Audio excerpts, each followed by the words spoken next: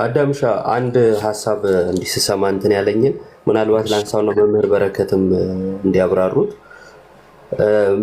ከምልጃ ጋር አያይዞ ሲናገር አሁን ኃጢአት ይሰራል ሰው ስለዚህ የሚያስታርቀው ኢየሱስ ነው የሚለውን እያነሳ ነበርና ይሄን እኮ እኛም እናምናለን። ኃጢአት ስንሰራ ጌታ ኢየሱስ ክርስቶስ ደሙን ያፈሰሰልን ላለፈው ብቻ ሳይሆን ለሚመጣውም ጭምር ነው። ነገር ግን ምህረት የምናገኘው እንዴት ነው የሚለው ቁልጭ ባለመልኩ ተጽፏል አይደል? አዲስ ኪዳን ላይ በኃጢአታችን ብንናዘዝ ከኃጢአት ሊያነጻን የታመነ ነው ይላል።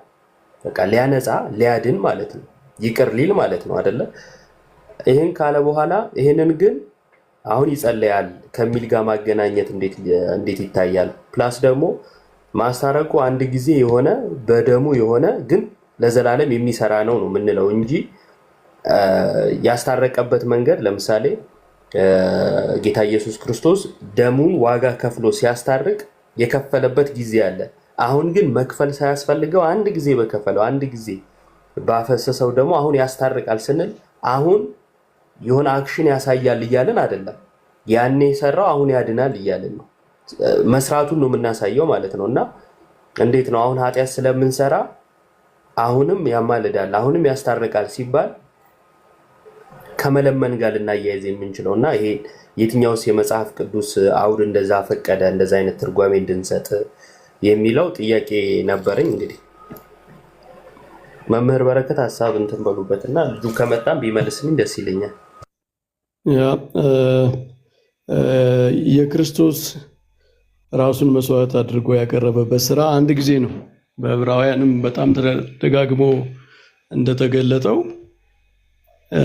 አንዲትን መስዋዕት አቅርቦ ወደ ሰማይ ገባ ነው የሚለው። አንድ ጊዜ ነው የተሰዋ። ብዙ ጊዜ እንደ ድሮቹ ሊሰዋ አላስፈልገውም፣ ራሱን ብዙ ጊዜ ሊያቀርብ አላስፈልገውም ነው የሚለው። አንድ ጊዜ ነው የቀረበው። በመስቀል ላይ ክርስቶስ የከፈለው ዋጋ ካሳ እስከ ዓለም ፍጻሜ ድረስ ለሰው ልጆች ሁሉ የሚሆን የሚበቃ ነው። ክርስቶስ ወደ ሰማይ ካረገ በኋላ እሱ ሕያው በመሆኑ ሊቀ ካህናቱ የሞተ አይደለም። እንደ ብሉይ ኪዳን ሊቀ ካህናት የሚሞት ሊቀ ካህናት አይደለም ያለን። ዕብራውያን ላይ እንዳለው እነዚያ ሞት ስለሚከለክላቸው ነው የሚለው። ስለዚህ በየጊዜው የሚሾሙ የሚሻሩ ናቸው። ይሄኛው ግን ጌታችን አንድ ጊዜ ጽኑ በሆነ መሐላ አንተ ልጄ ነህ ብሎ እግዚአብሔር በማለው መሐላ ለዘላለም የሚሆን ሊቀ ካህናት አለን ነው የሚለው ጳውሎስ።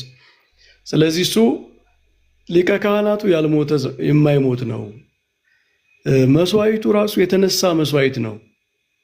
እንደ ብሉይ ኪዳን መስዋዕቶች የሆነች ኃጢአት ለሆነች ግዳጅ ውሎ ኤክስፓየር የሚያደርግ መስዋዕት አይደለም ነው ዋናው የክርስቶስ ክህነት። አሁን ምንድነው? በብሉይ ኪዳን አንድ ክህነት ለሆነ አገልግሎት ለሆነ ሰው ኃጢአት ወይ ለሊቀ ካህናቱ ወይ ለሆነ እንደውም እኮ ኮንሽስሊ ለሚሰሩ ኃጢአቶችም አይደለም፣ ለቀለል ላሉ ሰዎች ባለማወቅ ለሚሰሯቸው ኃጢአቶች ብቻ ነበረ በድንገት ይሄ በጣም አስበው አውጥተው አውርደው በሚሰሯቸው ሳይሆን ለምሳሌ በድንገት ሳያስበው ሰው ቢገድል ወይም እንደዚህ አይነት ቀለል ያሉ ኃጢአቶች ናቸው። በጣም ክሪቲካል ለሆኑ ኃጢአቶች በብሉይ ኪዳን መስዋዕትም የለም ነበር ራሱ። ለዚያ ነው ይገደሉ የሚለው መጽሐፍ። እንደዚህ ያደረገ ሰው መስዋዕት ይቅረብለት ብቻ ሳይሆን አንዳንድ ቦታ ላይ ይገደልም ይላል። መስዋዕት ቀርቦለት ስርየተ ኃጢአት ያገኛል ብቻ አይደለም የሚለው። እንደዚያ የሚል የማይባልባቸው ኃጢአቶች ነበሩ በብሉይ ኪዳን። በአዲስ ኪዳን ግን ለዚህ ኃጢአት ሳይል እኛ ቅዳሴያችን ላይ ስናውቅ በድፍረት ሳናውቅ በስህተት ለሰራነው ኃጢአት ሁሉ ነው የምንለው። ኃጢአት ሳይለይ መስዋዕት ቀርቧል። ይሄ መስዋዕት ደግሞ ኤክስፓየር ያደረገ አይደለም ማለት በቃ እዚህ ላይ ብቻ ነው አቅሙ፣ ለዚች ግዳጅ ብቻ ነው የሚውለው የሚባል አይደለም። የተነሳ መስዋዕት ነው፣ ሕያው የሆነ መስዋዕት ነው፣ ዘላለማዊ መስዋዕት ነው። ለዛ ነው ዕብራውያን ላይ ጌታችን በዙፋኑ ላይ በጉ ተቀምጦ ይላል። በግ መስዋዕት ነው። ስለዚህ በሰማይ የተቀመጠ መስዋዕት ነው። ራሱ የተነሳ ሕያው የሆነ ሞትን ድል አድርጎ የተነሳ መስዋዕት ነው። ስለዚህ የክርስቶስ ስራ ሕያው ነው። አንድ ጊዜ የሰራው ስራ በቃ ኤክስፓየር ያደርጋል የሚባል አይደለም ነው። ለዘላለም ስርየተ ኃጢአት የምናገኝበት ለዘላለም የምንታረቅበት ነው። ግን ይሄ አንድ ጊዜ የቀረበ ነው። አንድ ጊዜ የቀረበውን ግን ዘላለማዊ ያደረገው ምንድነው ካል የክርስቶስ ከሙታን መነሳት በእግዚአብሔር ቀኝ መቀመጥ ነው። የክርስቶስ በእግዚአብሔር ቀኝ ሲቀመጥ ስራው ሁሉ በአጠቃላይ ዘላለማዊ ኃይል ዘላለማዊ ሆኖ ነው የተቀመጠው ማለት ነው። ይሄ ነው የክህነት ትምህርት። ከዚያ ውጭ ግን ይሄ ምንድነው የሚያሳየው? የክርስቶስ ሕያውነትና ዘላለማዊ መሆን ስራው ዘላለማዊ ኢፌክት ያለው አድርጎታል ነው ስራውን። ለዛ ነው አሁን ሴንስ የሚሰጠው ራሱ ስለኛ ሊያማልድ ዘወትር በሕይወት ይኖራል የሚለው ራሱ ሴንስ የሚሰጠው ለዛ ነው። ክርስቶስ የሚኖረው ሊያማልድ ነው እንዴ? ምልጃ ባይኖር አይኖርም ማለት ነው ብለንም እኮ መጠየቅ አለብን። የክርስቶስ መኖር ምክንያቱ ለምልጃ ብቻ ነው እንዴ? አይደለም። ቅዱስ ጳውሎስ ግን ምን እያለ ነው?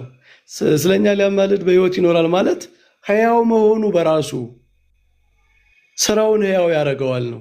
ክርስቶስ ሕያው መሆኑ በሕይወት መኖሩ እንደ ድሮቹ ሊቃነ ካህናት ሞት ከልክሎት በሞት ያልተቋረጠ መሆኑ እሱ ሕያው መሆኑ ስራው ሕያው ሆኖ እንዲኖር ያደርገዋል ነው። ስለዚህ ስራው ሕያው ነው። የክርስቶስ ስራ በመስቀል ላይ የፈጸመው ስራ ሁልጊዜ ሕያው ሆኖ የሚያድን ነው እንጂ ክርስቶስ አሁን አዲስ መስዋዕት ያቀርባል፣ አዲስ ስራ ይሰራል። በመስቀል ላይ ተፈጸመ ያለው ታዲያ ምንድን ነው? ምኑ ነው የተፈጸመው? እንደዛ ነው። ግን የክርስቶስ ፕሬዘንሱ ራሱ በሰማይ ስራውን ሁሉ ዘላለማዊ ያረገዋል፣ ሕያው ያረገዋል ነው። ቅድስተ ቅዱሳን ገባ ማለት ያቺ ስራው ሕያው ሆና የምትኖርበት ማለት ነው። በእግዚአብሔር ቀኝ ሲቀመጥ ለኛ ያደረገው ስራ ለኛ ያደረገው ካሳ የክህነት ስራ ሕያው ሆኖ ሁልጊዜ የምንድንበት ሆነ። ተርጓሚያችንም እንደዛ ነው የሚለው። አንድ ጊዜ በመስቀል ባደረገው ስራ ሲያድንበት ይኖራልና ምልጃ ምናምን የሚለውን ሲተረጉም እንደዛ ነው። ስለዚህ አንድ ጊዜ የተፈጸመው ከክርስቶስ ሕያውነት የተነሳ ሞቶ ቢቀር ክርስቶስማ ክርስቶስ ሞቶ ቢቀር መስዋዕቱም አይጠቅምም፣ ሞትም አልጠፋም። ሲጀመር ሞቶ ቢቀር እንደዛ ነው። ስለዚህ እንዲህ ነው እኛ የምንረዳው። ክህነቱ አንድ ጊዜ የተፈጸመው በመስቀል ላይ የተፈጸመው ተልእኮ ክህነት ዘላለማዊ ኃይል አግኝቷል። የሰው ልጆች ሁሉ ከኃጢአት ስርየት የሚያገኙበት፣ የሚታጠቡበት፣ የሚድኑበት ሆኗል። በንስሐ ለሚቀርቡ ሰዎች ነው።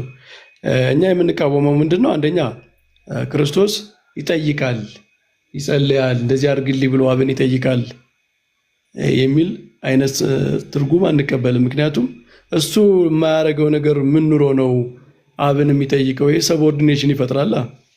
ሁሉ ተሰጠኝ ካለ እንደውም ዕብራውያን ላይ ኃጢአታችንን በራሱ ካነጻ በኋላ ነው የሚለው። ራሱ አንጭ ነው እና ኃጢአትን ይቅር ማለት ለሱ ራሱ ገንዘቡ ነው። ስለዚህ ለምኖ የሚያስደርግልን አይደለም ነው። ስለዚህ እንደ ቅዱሳን አይነት ምልጃ፣ እንደ ቅዱሳን አይነት ጥያቄ እንደዛ አይደለም። የክርስቶስ ክህነት በመስቀል በቤዛነት የተደረገ በካሳ የተደረገ አንድ ጊዜ የተፈጸመ ግን ፓወሩ ሁልጊዜ የሆነ ነው እና እኛ እንደዛ ነው የምንረዳው።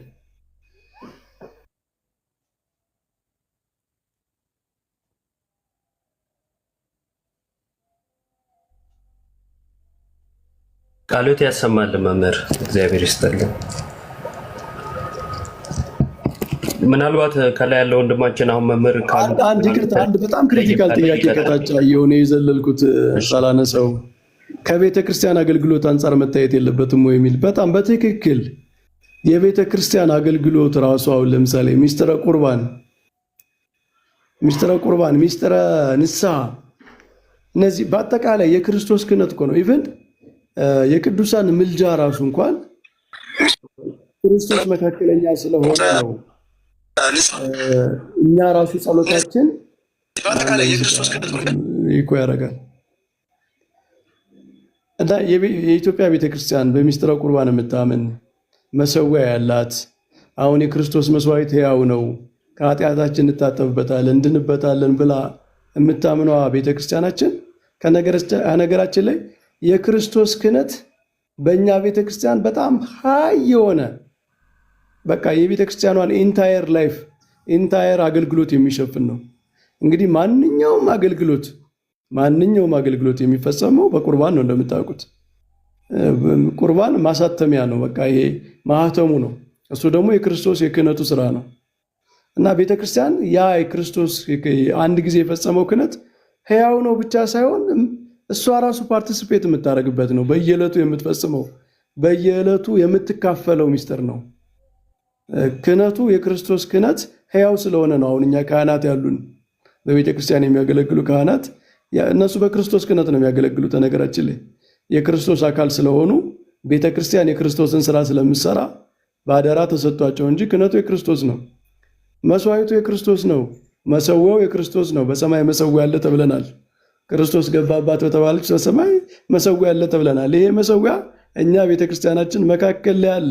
እሱ ፊት ቁመን ነው የምናመሰግነው እና የክርስቶስ ክህነት ሕያው ሆኖ የሚኖርባት ቤተክርስቲያን ማለት እኮ እንደውም በሚስጥራተ ቤተክርስቲያን የምታምን በሚስጥረ ክህነት የምታምን በቅዱስ ቁርባን የምታምን ቤተክርስቲያን ያ ክርስቶስ አሁን ደሙ የምንታጠብበት ነው፣ የምንቀበለው ነው፣ የምንበለው ነው፣ የምንጠጣው ነው፣ የምንድንበት ነው። ካህን ኃጢአት ሲያስተሰርይ ምንድን ነው የሚለው? አንድ ሰው ኃጢአት ቢሰራ ንስሐውን ከጨረሰ በኋላ ቀኖናውን ጨርሶ ምንድን ነው የሚለው? ወደ ካህኑ ይሄዳል። ካህኑ ምን ብሎ ነው የኃጢአት ስርየቱን የሚያውጅለት? ኢየሱስ ክርስቶስ ሊቀ ካህናት በደምህ ፈሳሽነት የዓለምን ኃጢአት ይቅር ያልክ ብሎ ክህነቱን ኢንቮክ አድርጎ ሊቀ ካህንነቱን ኢንቮክ አድርጎ ነው። ከዚያ በኋላ እግዚአብሔር ይፍታህ የሚለው በክርስቶስ ክህነት ነው። በክርስቶስ መስዋዕት ደሙን ነው የሚያነሳው። በደምህ ፈሳሽነት የዓለምን ኃጢአት ይቅር ያልክ ብሎ ነው።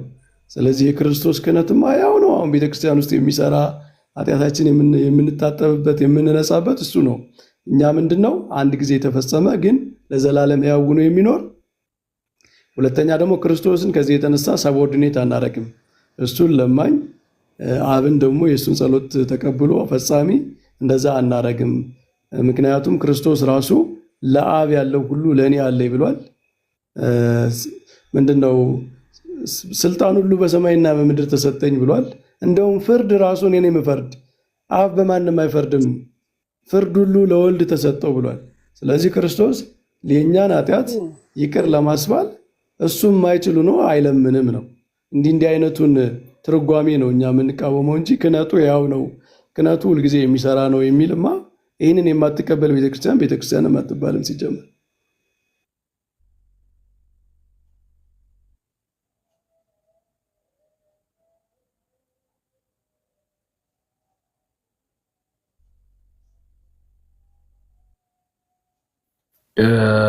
ጥያቄ መሰለኝ ሜሪ፣ እንኳን ደህና መጣሽ ሜሪ። ጥያቄ ነው?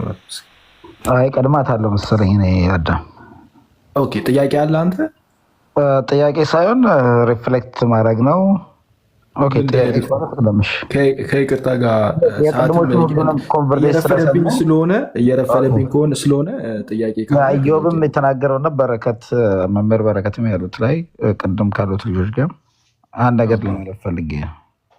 ጥያቄ ካለ ጥያቄ ብታቀርብ ደስ ይላል። ተመሳሳይ ነገር ነው። ሪፍሌክት ላድርግና ተመሳሳይ እንደሆነ በዛ እንደሚያዩት በደንብ ላስረግጥና ልረዳ ብዬ ነው። ይቅርታ አድርግልኝና ጥያቄ ካለ ጥያቄን ብትሰራ ደስ ይለኛል። ሁለት ደቂቃ ልሰጥህ ትችላለህ? ያ ጥያቄም አይነት ነገር ማመጣው ግን ሪፍሌክሽን ነው።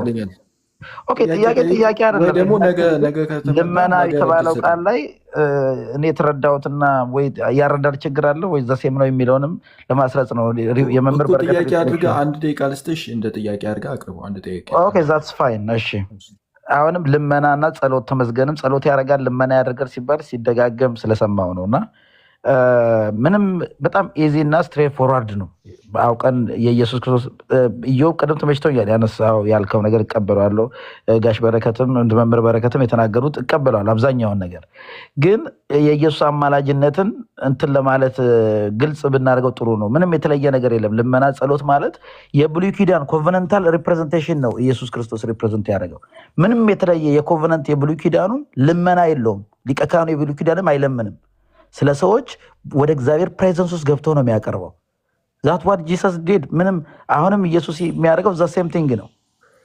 አዲስ የሚያመጣው ሳክሪፋይስ የለም። ያለቀ ሳክሪፋይስ ነው። የራሱ ደም ነው፣ ትኩሱ ደም ይዞ እሱም በእግዚአብሔር ፕሬዘንስ ውስጥ ይቆማል፣ ይታይለታል። ተቀምጧል። አክቹዋሊ ምንም ያለቀ ስለሆነ ፊኒሽድ ስለሆነ ነው የተቀመጠ ሊቀ ካህን ያለ፣ እንደ ሌሎቹ አይቆምም። ስለዚህ በዚህ ቢታይ ምንም ተመሳሳይ ነው። አውቀን ወደዚህ ወደዛ ካላደረግነው በስተቀር በእግዚአብሔር ፕሬዘንስ ውስጥ ይታያል፣ ይማልዳል። ዛሬም ወደዛ ይመጣም ያስታርቃል። ልክ እንደ ብሉይ ኪዳን እንደሆነው ማለት ነው። የተለየ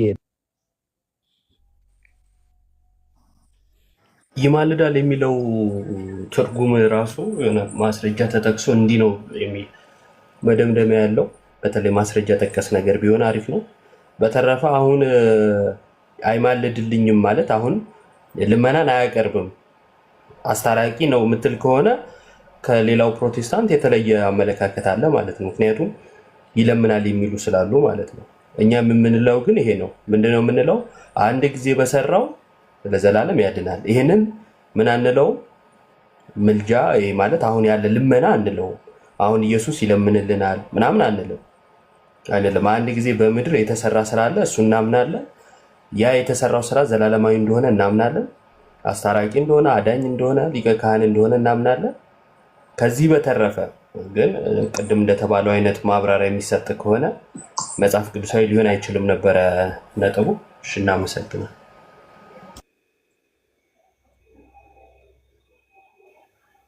ሜሪ ጥያቄ አለሽ? ቃል ያሰማል ሚኪ። አዎ ብዙ ነገሮች ተመልሶልኛል። እዚህ ውስጥ ያለው ነገር በቃ ተመልሶልሻል። መዝጋት አለብኝ እኔ ጋር በጣም ስለረፈደ ግን አይደለም እንዴ። ጥያቄሽ ከተመለሰ ጥያቄ ካለሽ ልቀመጥና አንድ ጥያቄ ብቻ እሺ አለ። እሺ ጋር አሁን ያነሳ ብያለሁ ስለለብኝ ነው። ሁለተኛ ጥያቄ ምንድነው? ራስ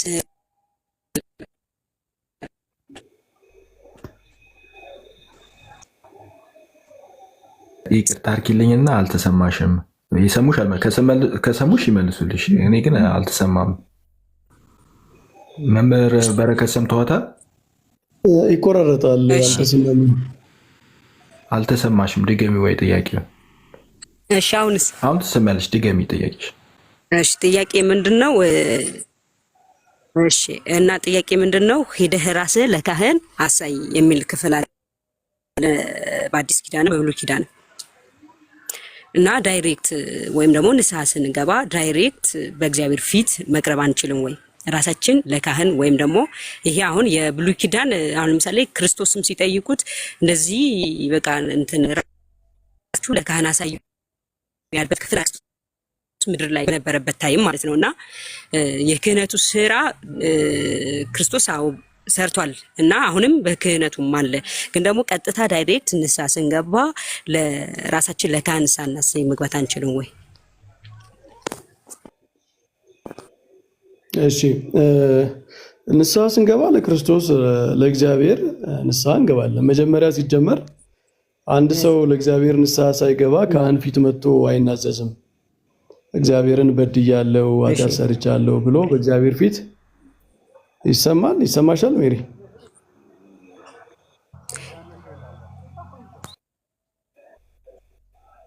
ይሰማል? እኔ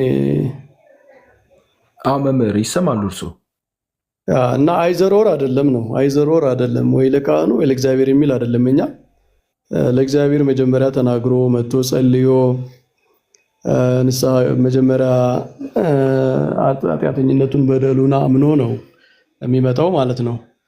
ግን እግዚአብሔር የኃጢአት ስርየቱን የሚሰጠው በካህኑ በኩል ነው። ምክንያቱም የቤተ ክርስቲያን ምስክርነት ያስፈልጋል፣ የሚታይ ነገር ያስፈልገዋል። ካህኑ ማን ነው? ምዕመኑ የኃጢአት ስርየት እንደተቀበለ በእርግጠኝነት እንዲያምን የእግዚአብሔርን ድምፅ መስማት አለበት እና ድምፁን ሊሰማው የሚችለው ደግሞ በሰው በኩል ነው።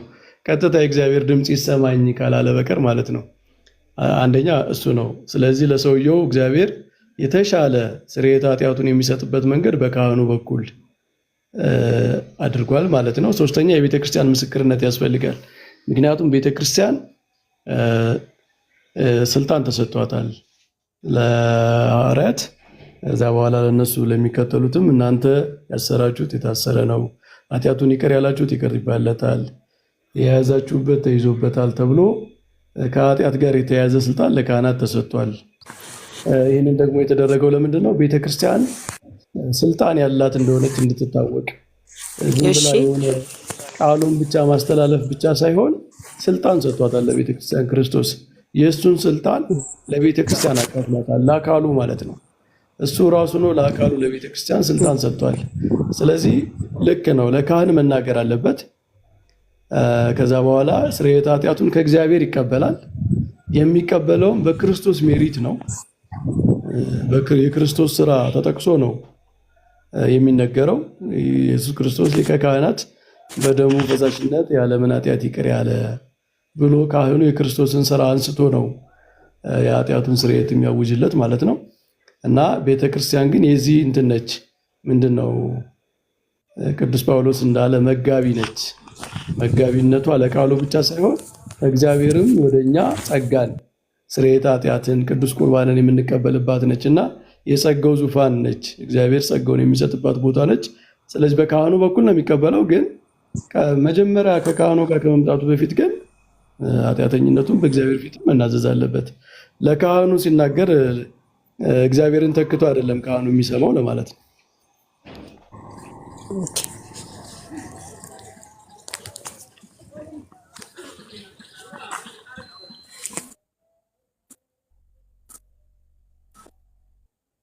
ተመለሰልሽ ሜሪ?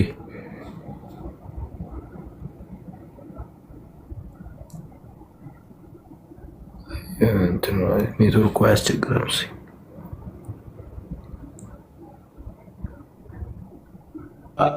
አዳም አንዲት ነገር ልበልና እኔ ልወጣ እችላለሁ።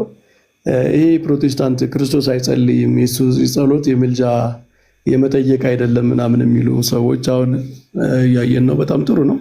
እንዲህ አድርገው ኳሊፋይ አድርገው ወደ ትክክለኛው ቤተክርስቲያንም ወደምታምንበት አስተምሮ እንደዛ ከሆነ የሚያምኑት እኛ በምንስማማበት ነገር አንጣላም፣ በማንስማማበት እንጂ ማለት ነው።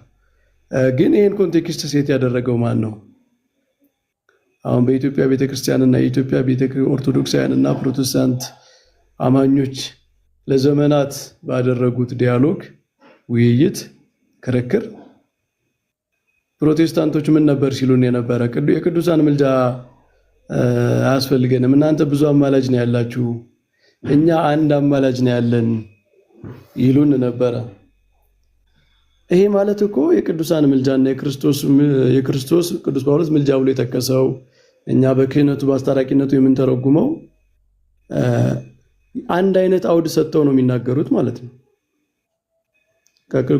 የቅዱሳን አያስፈልገንም የክርስቶስ ይበቃናል ካልክ አንድ አይነት ኮንቴክስት ሰጥተህ ነው እያወራ ያለው ማለት ነው። ምክንያቱም የቅዱሳን ምልጃ ሌላ ጉዳይ ነው፣ የክርስቶስ ክህነት አስታራቂነት ሌላ ጉዳይ ነው። እኛም ቢሆን በዘመናችን የክርስቶስን ክህነት ተክቶ የሚሰራ የቅዱሳን ምልጃ አለ ብለን አናቅም። ቤተክርስቲያን እንደዚህ አይነት ትምህርት የላትም። ለምንድን ነው ታዲያ ሲያቃርኑ የኖሩት? እንደውም አማላጅ አንድ ነው ምናምን የሚል መዝሙር በቅርቡ እየሰማን ነበር። አማላጅ አንድ ነው። ይሄ ማለት እኮ እንትን ነው፣ ምንድነው ዳይኮቶሚ ነው። የቅዱሳንን ምልጃ ከክርስቶስ አስታራቂነት ክህነት ጋር እንትን ብሎ አቃርኖ መናገር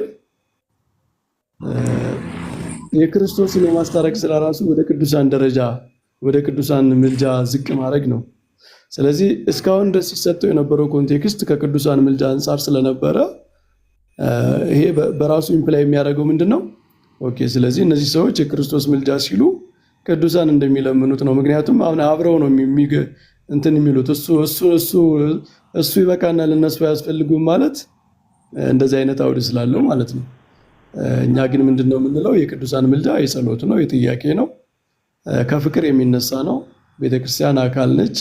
አካል ብልት ለብልት ይጸልያል። እግዚአብሔር ቤተክርስቲያንን በፍቅር ነው ያቆማት። አንዱ ለአንዱ መጸለይ ያለበት ነው። የክርስቶስ አስታራቂነት ደግሞ ያንን ኢኔብል የሚያደርገው ነው። ራሱ ክርስቶስ ባያስታርቀን፣ በክርስቶስ ክህነት ባንታጠብ፣ ከኃጢአታችን መንፈስ ቅዱስን ባንቀበል፣ ፍቅር በልባችን ባይፈስ ምን ምልጃ የቅዱሳን ምልጃ የሚባል ራሱ ምን ይኖራል? ቅዱሳን እኮ የሚጸልዩት ፍቅር ስላላቸው ነው። የክርስቶስ ልብ ስላላቸው ነው። በክርስቶስ ጸጋ የሚኖሩ ስለሆኑ ነው። ስለዚህ በክርስቶስ ድነው ነው እነሱ ራሱ የሚጸልዩት። ስለዚህ እንደው የቅዱሳንን ምልጃ ኢኔብል የሚያደርገው ፓወርፉል የሚያደርገው እኮ እሱ ነው እና እኛ ጋር ዳይኮቶሚ የለም፣ እኛ ጋር ተቃርኖ የለም። ግን እስካሁን ድረስ ምንድነው ሲባል የነበረው የቅዱሳን ምልጃ ምናምን አትበሉ አንድ አማላጅ አለን ብሎ ዳይኮቶሚ ነው ሲፈጠር የኖረው እና ሮንግ ኮንቴክስት ሰጥተው ነው ሲከራከሩ የኖሩት ለማለት ነው።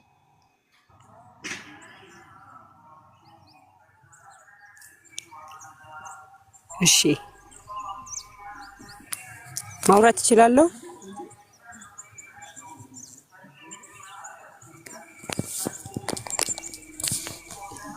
እሺ ጥያቄ ልጠይቂ ነው አሁን? አው ጥያቄ ያው በእርግጥ ብዙ ነገሮች አሉ ቅድም ስትመልስ ነበርና ዛሬ ክርስቶስ ኢየሱስ ያው የክርስቶስ ኢየሱስ ደም ሕያውነቱ አለ እና አሁን ደግሞ እኛ የምናምነው የክርስቶስ ደም ያማልዳል ስንል ክርስቶስ በሰውነቱ ወይም ደግሞ ያ ደሙ ነው ያስታርቀናል፣ ደሙን ያማልደናል ብለን ነው የምናምነው። ደሙ ያማልደናል፣ ደሙ ያስታርቀናል። ኢቭን በቃ ከዛሬ 2000 ዓመት በፊት የተሰራው የቀራንዮ ስራ ዛሬም በአፊት ሆኖ ክርስቶስ ኢየሱስ ደሙ ስለኛ ይታያል የሚል ነገር ነው ኮንቴክስት ያለ። ግን ደግሞ አሁን ቀደም ስታወራ የሰማው ደግሞ የክርስቶስ ኢየሱስ ስራ አዎ ይታመናል፣ እናምናለን፣ ተፈጸመ ባለ እውነት እናምናለን። ግን ደግሞ ዛሬ የክርስቶስ ኢየሱስ ደም ትኩስ አይደለም፣ ግን አምነን ተቀብለናል ስትል የሰማው መሰለኝ። ይሄ ትንሽ ግልጽ ቢደረግልኝ ደስ ይለኝ ነበር። አረ የክርስቶስ ደም ትኩስ ነው። እኛ ቤተክርስቲያን ውስጥ እኮ የምንቀበለው ነው ዛሬ። አሁንም ላይ አሁን እንቀበለዋለን። ቤተክርስቲያን ሄደን እኮ ስጋውና ደሙን ነው የምንቀበለው። ኦኬ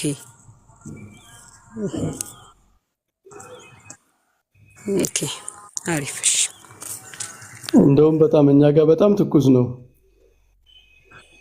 እንደዚህ ተረዳሁ አልመሰለኝም። ቅድም በዚህ ልክ አልተረዳሁም ነበር ማለት ነው። በአባ ሲያወሩ በክህነቱ ሊቀ ካህን ነው ብሎ ሲያወሩ በዚህ ልክ አልተረዳሁም። ዘግይቴም ስለገባሁ ይሁን አላውቅም። ለዛ ነው።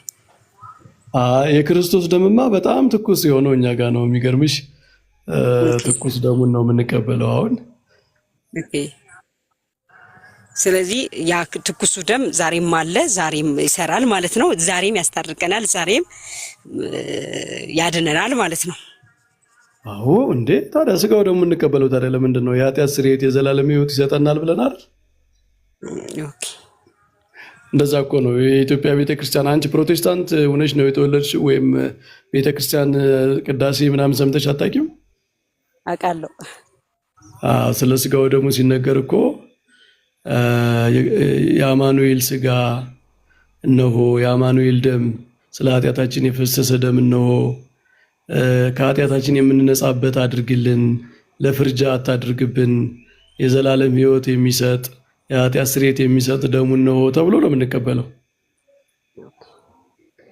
አይ በቃ ብዙ ነገሮች ያው እኛም የምንሰማውና አሁን ላይ ያለችው ፕሮቴስታንት የምንሰማው ወይም ደግሞ ኦርቶዶክስን ጀጅ የምታደርግበት መንገድ እይታ በዚህ ልክ አይደለም እና ለዛ ነው ዛሬም ትንሽ ብዙዎቻችን ገብተን ስናወራ የመሰለንን ነው የምናወራው።